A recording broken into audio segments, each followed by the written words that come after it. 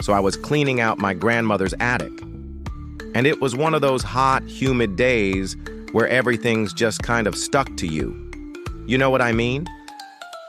Well, there was this one mirror that was just completely covered in dust. So I took my shirt off, and I was like, woohoo, let's get this thing cleaned up. But as I'm wiping off the mirror, I see my reflection smiling behind me. At first, I thought it was just a trick of the light. You know, sometimes when you have these old mirrors, the light will hit it at a certain way and it'll look like your smile is behind you.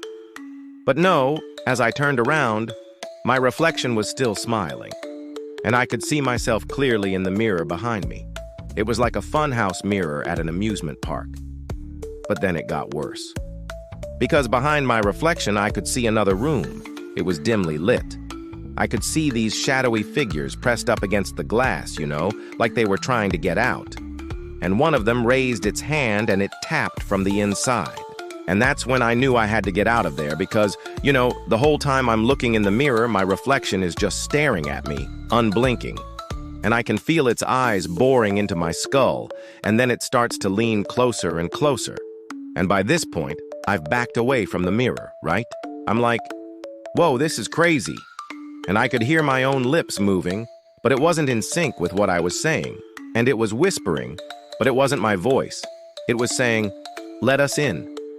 And then the mirror behind me started to crack. And I don't remember much after that. I just remember screaming and running down the stairs and out of the house. I didn't tell anybody about this until years later because I was so ashamed.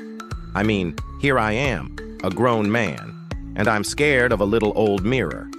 Come on. But the longer I hide this story, the more I realize that maybe I should have told somebody sooner. Maybe they could have helped me.